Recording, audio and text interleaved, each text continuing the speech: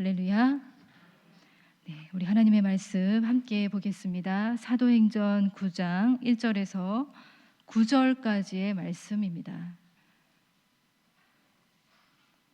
사도행전 9장 1절에서 9절까지의 말씀입니다.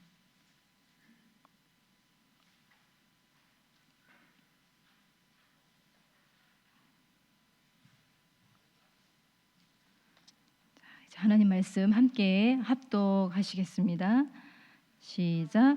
사울이 주의 제자들에 대하여 여전히 위협과 살기가 등등하여 대제사장에게 가서 다메섹 여러 회당에 가져갈 공문을 청하니, 이는 만일 그 도를 따르는 사람을 만나면 남녀를 막론하고 결박하여 예루살렘으로 잡아오려 함이라. 사울이 길을 가다가 다메섹에 가까이 이르더니 호련히 하늘로부터 빛이 그를 둘러 비추는지라. 땅에 엎드러져 들음에 소리가 있어 이르되, 사울아 사울아 내가 어찌하여 나를 박해하느냐 하시거늘, 대답하되 주여 누구시니이까? 이르시되 나는 내가 박해하는 예수라. 너는 일어나 시내로 들어가라.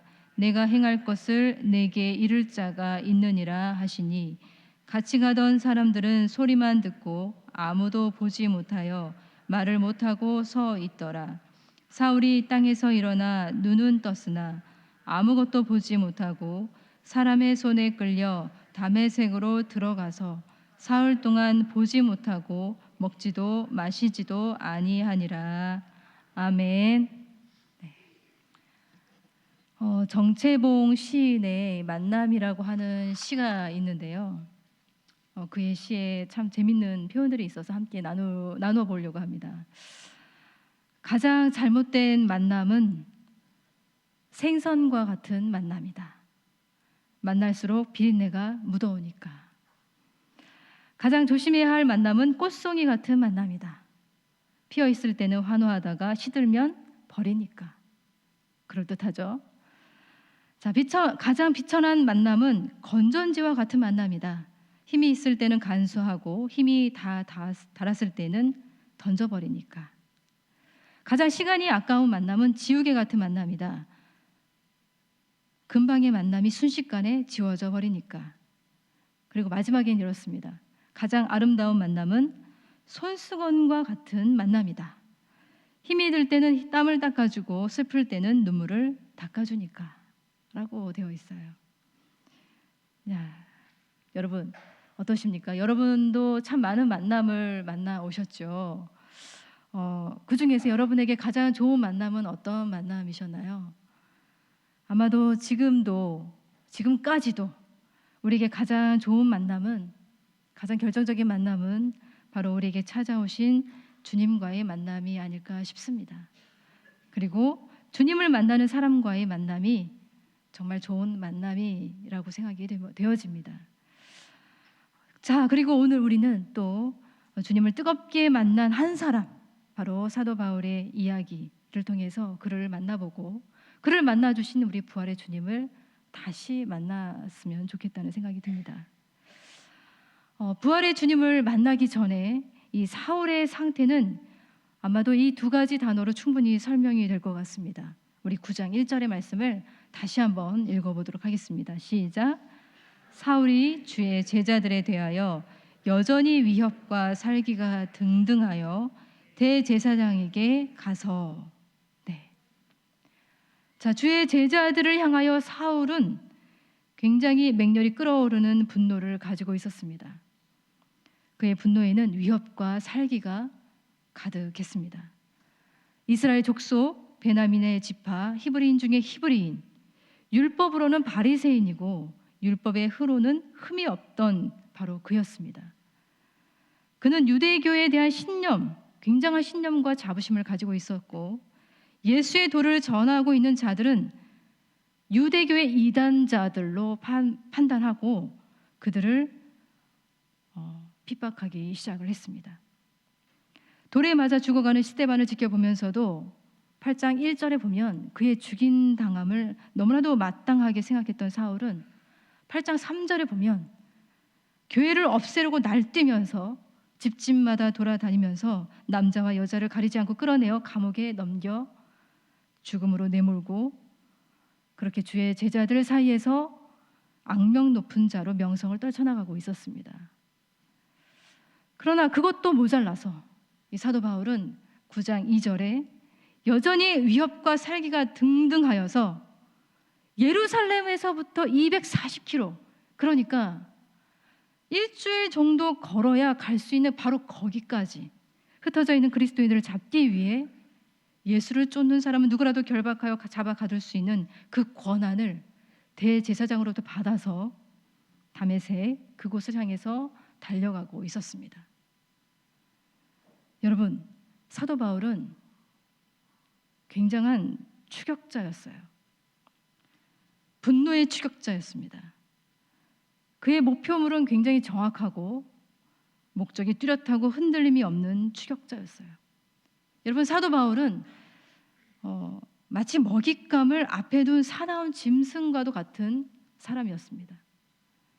하루빨리 그 도를 전하는 자들을 수습해서 잡아 가두는 것이 하나님께 영광을 돌리는 일이라고 그는 생각을 했고, 그러한 자신의 행동에 대해서 한 번도 의심하거나 틀렸다고 생각하지 않았습니다.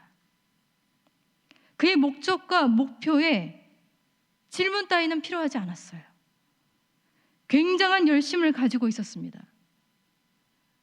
그 열심이 정말 하나님을 위한 열심인지, 하나님이 하시려는 구원의 사역에 도움이 되는 열심인지 그는 하나님께 질문하지 않았습니다. 하나님께 여쭤보지 않았어요. 한 번도 기도하지 않았습니다. 그는 너무나도 확고부동하고 단단했어요. 여러분, 우리는 어떤가요? 우리가 가지고 있는 열심에 대해서 우리는 하나님께 질문을 하고 있습니까?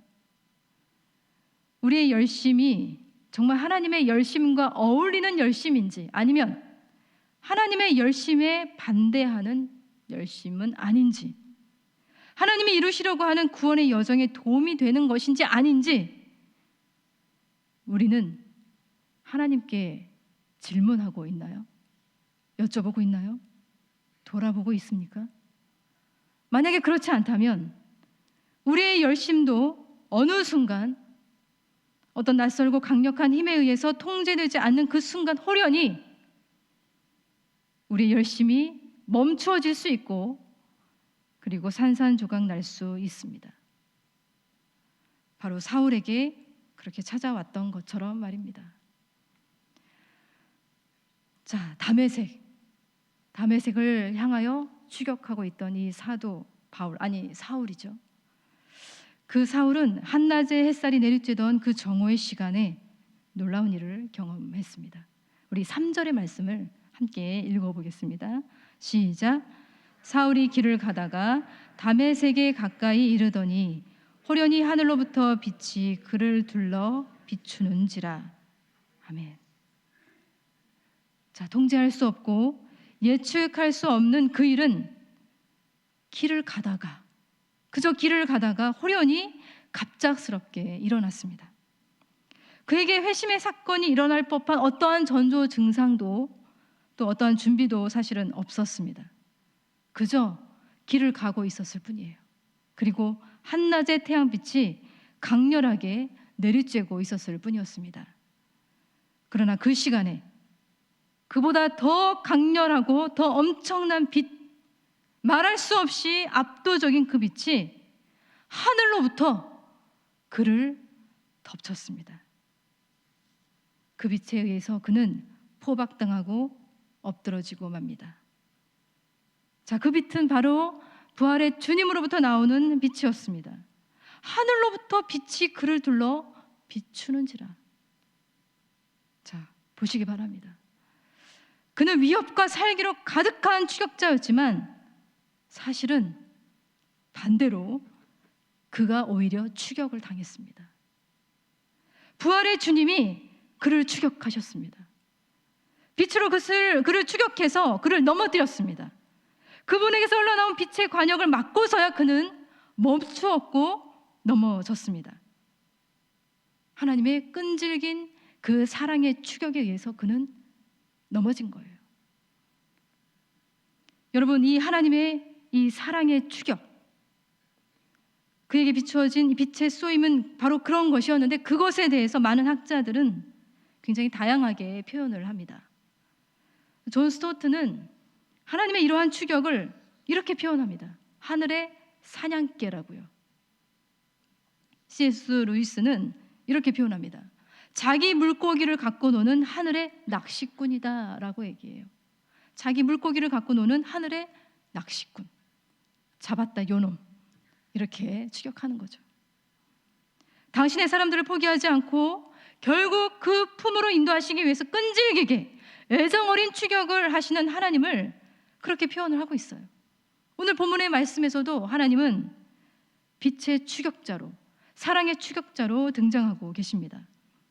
여러분, 멈추어 서서 주님 앞에 질문하지 않고 그저 자기 오름을 향해서 거침없이 달려가는 우리의 기도 대상자들에게 우리 주님이 빛의 추격자로 그들을 찾아가셔서 포박하시고 그들의 발걸음을 멈추게 하시고 그 빛 앞에 엎드러져서 주님을 경배하게 되는 일들이 일어나기를 간절히 바랍니다. 우리는 그것을 위해서 기도해야 합니다.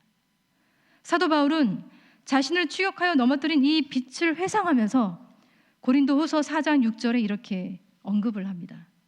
어두운 데에 빛이 빛이라 말씀하셨던 그 하나님께서 예수 그리스도의 얼굴에 있는 하나님의 영광을 아는 빛을 우리 마음에 비추셨느니라.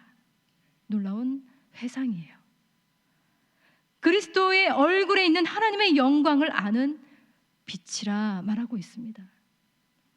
여러분, 이 빛을 우리 하나님께서 그에게 쏘아 내리신 것입니다.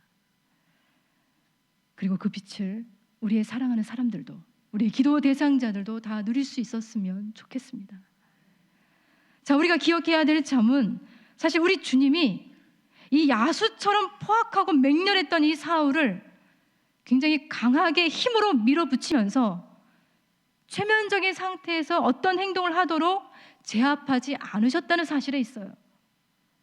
우리 하나님은, 우리 주님은 억압적이지 않으셨습니다. 사울은 맹렬했어도 우리 주님은 부드러우셨고, 그는 비인격적이었어도 우리 주님은 인격적이셨습니다. 우리 주님은 항상 그러셨어요. 갈릴리로 물러난 7 제자들에게 다가가셨을 때도 그랬고, 3번이나 부인한 이 베드로에게 따로 이제 찾아가셨을 때에도 우리 주님은 너무나도 부드러우셨고 따뜻하셨습니다. 주님은 그를, 이 사울을 빛으로 감싸주시고 말씀하셨습니다. 사울아, 사울아. 그의 이름을 2번 부르십니다. 마치 마르다에게도 마르다야, 마르다야, 시몬에게도 시몬아, 시몬아, 그렇게 말씀하시는 것처럼 사울의 이름을 그렇게 부르고 계십니다. 사울아, 사울아. 주님의 더 깊은 뜻과 마음을 헤아리도록 권유하기 위해서 그렇게 다가가셨습니다. 그리고 주님이 그에게 질문을 하십니다. 내가 어찌하여 나를 박해하느냐? 내가 어찌하여 나를 박해하느냐? 여러분, 참 놀라운 순간이지 않습니까? 그는 주의 제자들을 향해서 박해를 넘어서 폭행, 그리고 폭력, 그 모든 것들을 넘치도록 휘둘렀던 사람이었습니다. 그런 그에게 우리 주님이 꾸짖거나 심판을 말씀하시는 것이 아니라 오히려 이렇게 질문을 하고 계시는 거예요. 왜 나를 핍박하느냐? 왜 나를 박해하느냐? 우리 주님은 스스로를 돌아보고 다시 그에게 기회를 주시고자 이렇게 질문을 하고 계시는 거예요. 지극히 작은 자 하나에게 한 것이 곧 자신에게 한 것이고, 지극히 작은 자 하나에게 하지 아니한 것이 곧 자신에게 하지 않은 것이라고 말씀하신 그 주님이셨어요. 지극히 작은 자, 바로 주님의 제자들에게 한 것이 바로 주님 자신에게 한 것임을 말씀하시면서 주의 제자들을 지속적으로 공경에 빠뜨리고 결박하여 잡아가던 이 사울에게 주님은 말씀하시는 거예요. 왜 그랬느냐? 왜 나를 핍박하고 있느냐? 우리 주님은 우리에게도 질문하고 계십니다. 내가 어찌하여 나를 박해하느냐? 내가 어찌하여 나를 미워하느냐? 내가 왜 나를 모질게 구느냐? 나를 힘들게 하느냐? 우리 주님도 우리에게 말씀하실 수도 있습니다. 우리가 주님의 사람들을 미워하고 방해하고 정죄하고 걸려 넘어지게 했다면 바로 그것이 우리 주님에게 한 것이라고 주님은 우리에게도 동일하게 질문하실 것입니다. 왜 그랬느냐?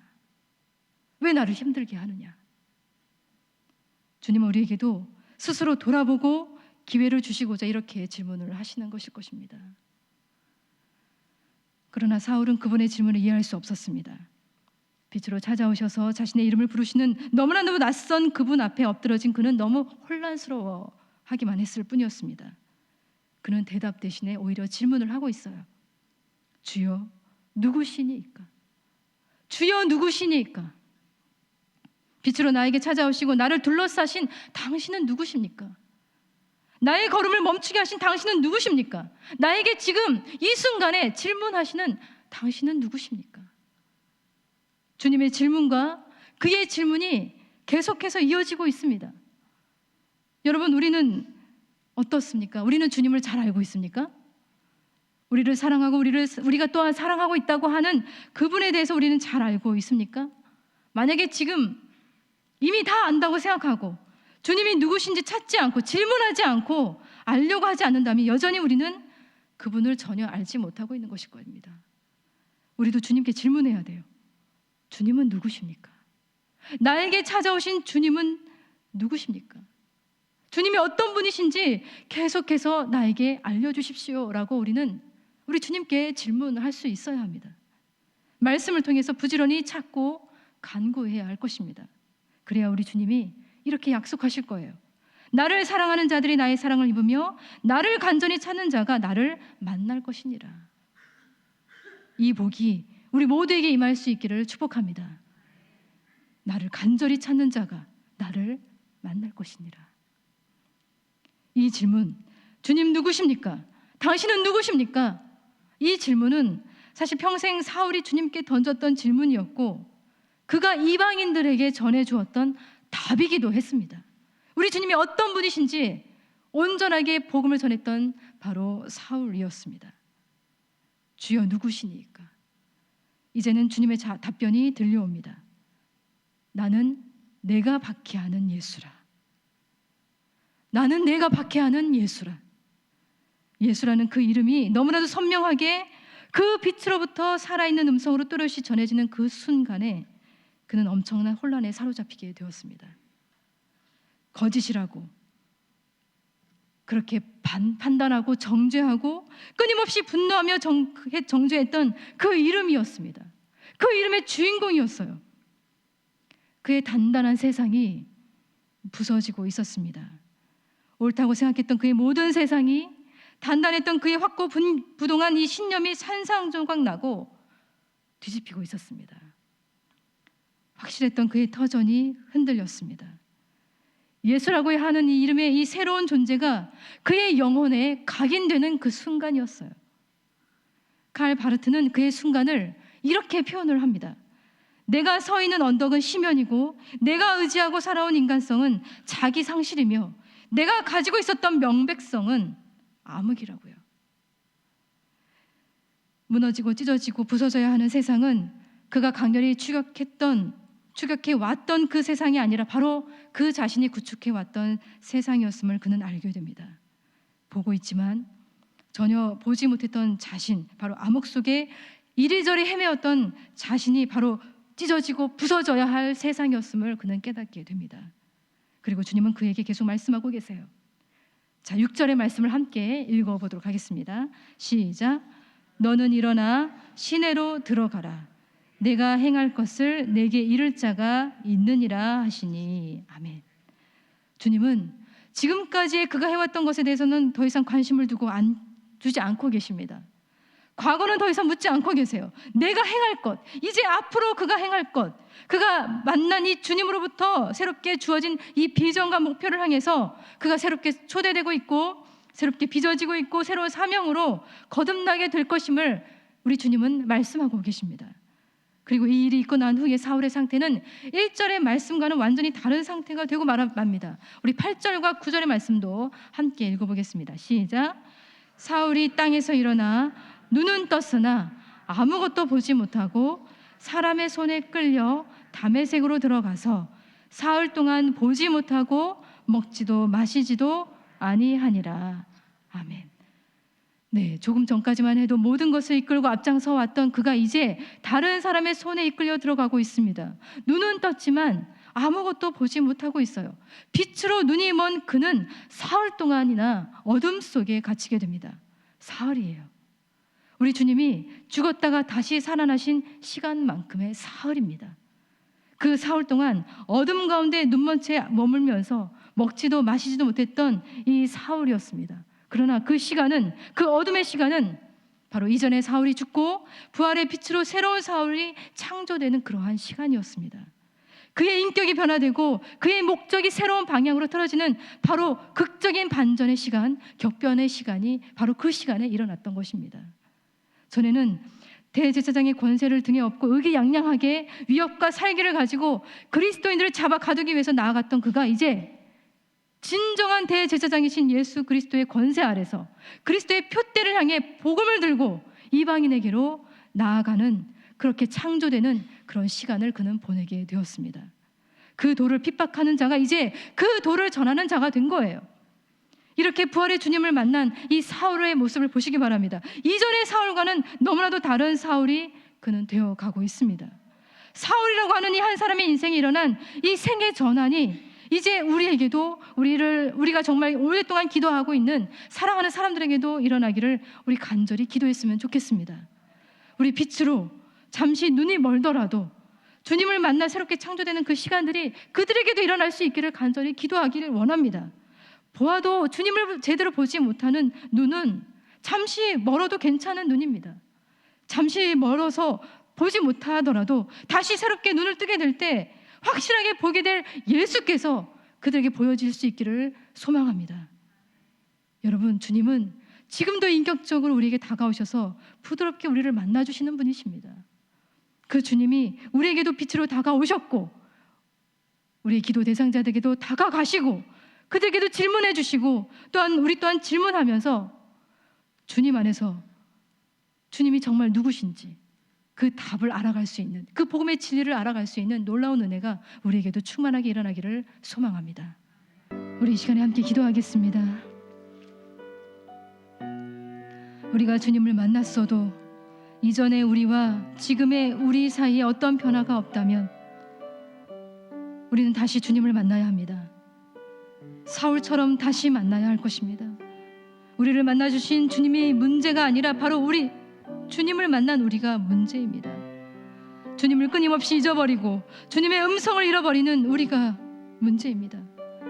주님은 누구십니까? 그렇게 질문하지 않는, 주님을 찾지 않는, 주님을 구하지 않는 우리가 문제입니다. 부드럽게 인격적으로 사울을 만나시고 그에게 새로운 소명으로 인도하신 우리 주님이십니다. 우리에게도 그 첫사랑, 그 첫 회심의 뜨거운 열정이 다시 회복되게 하여 주시옵시고 부활의 빛으로 우리의 인격도, 우리의 성품도, 우리의 소명도 다시 새롭게 되게 하여 주시옵소서. 주님을 만나기 전에 우리와 만난 이후에 우리가 완전히 다른 우리가 되게 하여 주시옵소서. 그리스도 안에서 새롭게 빚어지는, 창조되는 우리가 될 수 있도록 주님 인도하여 주시옵소서. 우리 이 기도의 제목 붙들고 하나님 앞에 간절히 기도하도록 하겠습니다. 기도하겠습니다.